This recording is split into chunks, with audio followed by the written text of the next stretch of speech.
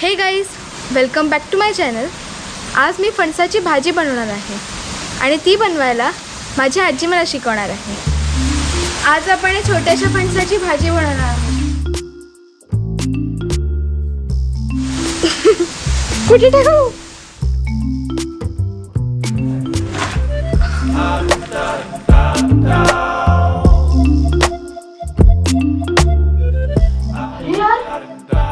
मी फणस फोडेन की नाही याचा कॉन्फिडन्स आजीच्या चेहऱ्यावर क्लिअरली दिसत होता।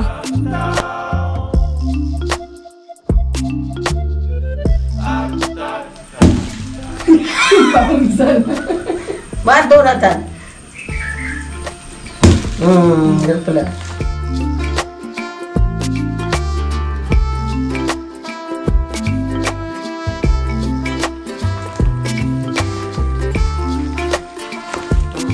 फायनली याचे मी 2 भाग केले। आता चिक काढायचा,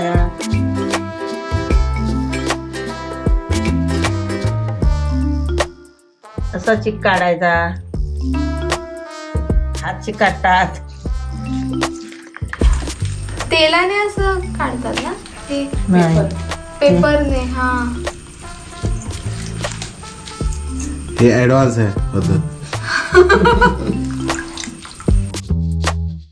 आता तुमच्या दोघांचा फणस पूर्ण सोलतानाचा शॉट घेणार आहे। चला,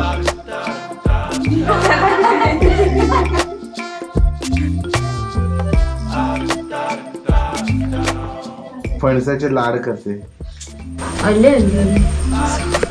पप्पा आता असा पुढे लागेल की असा?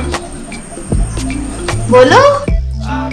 याच्या पुढे फणसाची कापं कापायला मला जमेल असं मला वाटत नाहीये, म्हणून आजीनेच मला फणसाची कापं कापून दिली।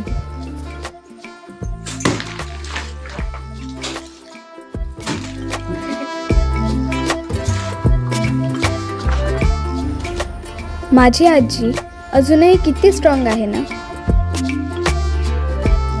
मग आम्ही दोघींनीही या फणसावर विजय मिळवला।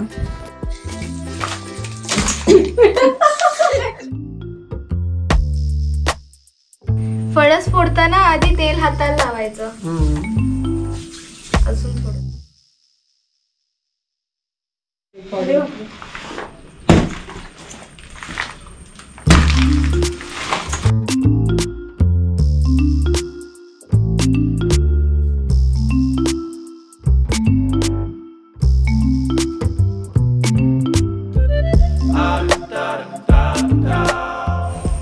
थोडा मोठा घर आहे।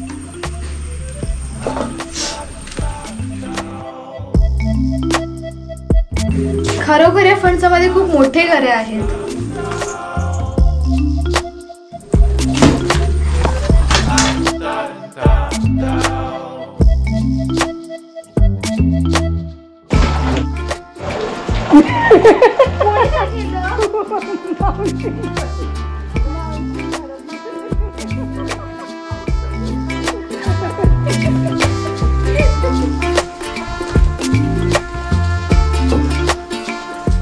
आता अर्ध्या फणसाचंच कोण आहे?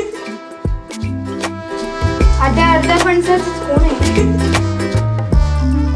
आता अर्ध्या फणसाचे एवढे घरे निघालेत आणि ते पण मोठे मोठे घरे आहेत। आता अजून अर्धा फणस बाकी आहे।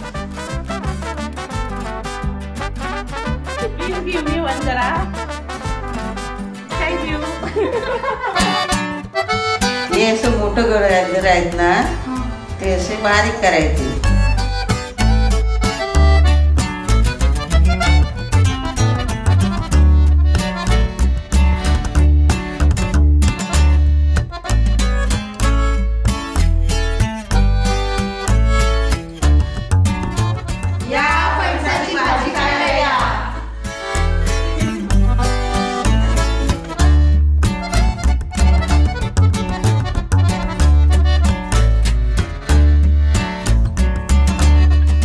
घरातून अशी आटूळ काढायची आणि मग तिच्यावरचं असं कवर काढायचं आणि मग तिला कापून किंवा ठेचून घ्यायचं।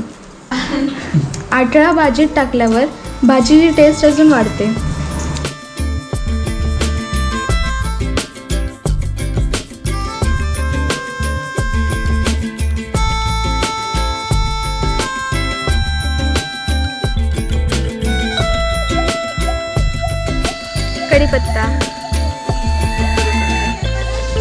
या टोपाला आता राख लावली आहे, याला लेवण लावणे असे म्हणतात. त्यामुळे टोप काळा होत नाही.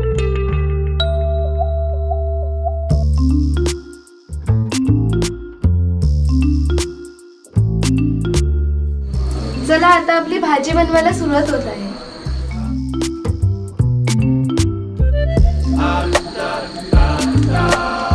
केवढं?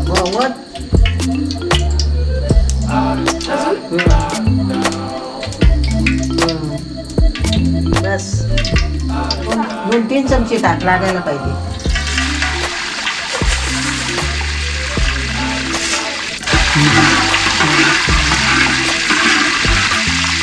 आता आपण बनवत आहोत कोकणातली खास पारंपरिक चवीने बनलेली फणसाची भाजी. आता आपण जिरं टाकतो.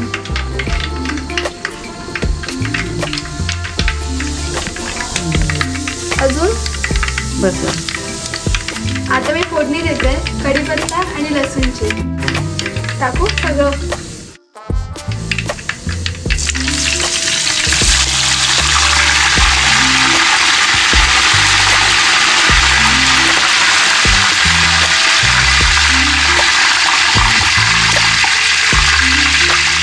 आता आपण हळद टाकतोय.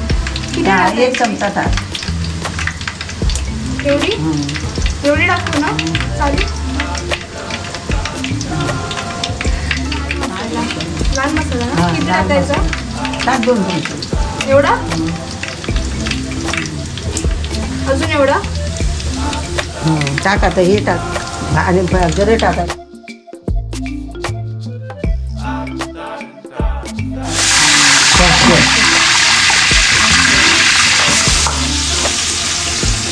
खाली ठेवली तर सगळे टाक, म्हणजे पूर्ण टाकू शकतो.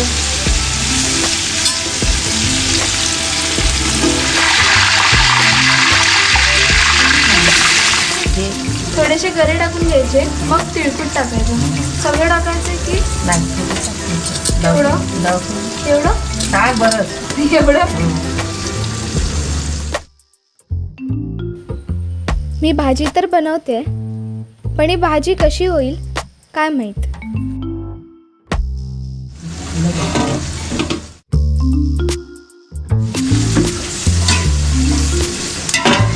पडणार नाही. मी पकडलाय. निंदा.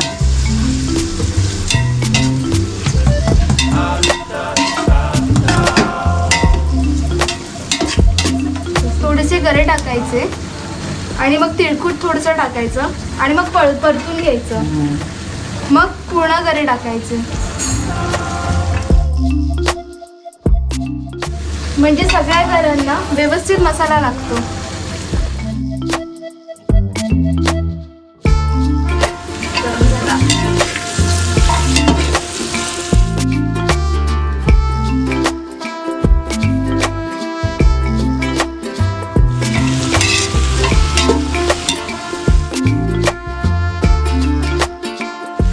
आत्ताच भाजीला सुगंध यायला लागलाय.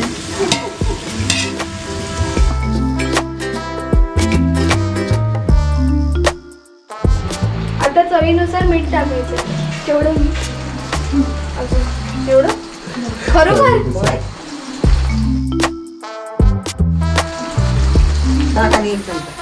आता भाजी अर्धा तास झाकण लावून शिजवायला ठेवूया. त्या साईडला. वाव. आणि झाकण उघडल्यावर एवढा मस्त सुगंध आला ना. आता भाजी रेडी झाली आहे आणि ती मी टेस्ट करणार आहे.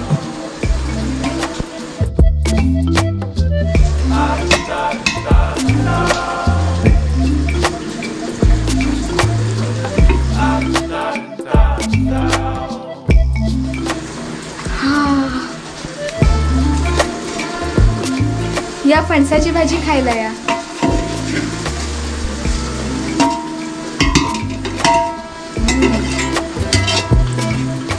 या भाजीत एवढे कमी मसाले असून सुद्धा ही भाजी खूप टेस्टी झाली आहे, कारण या भाजीला आजीच्या हातचा गोडवा आहे.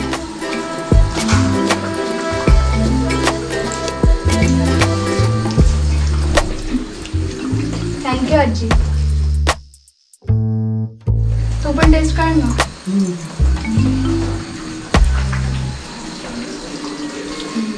छान झाले. होय.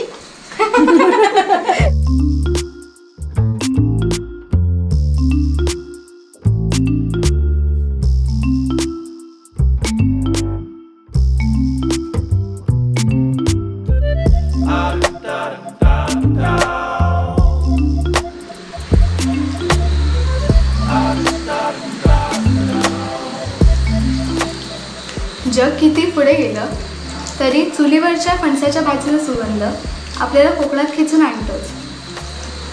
तुम्हाला माझा ब्लॉग कसा वाटला ते मला कमेंट करून नक्की कळवा. आणि हा व्हिडिओ जर तुम्हाला आवडला असेल तर लाईक करायला विसरू नका. आता भेटूया नेक्स्ट ब्लॉगमध्ये. Till then bye. Till then bye.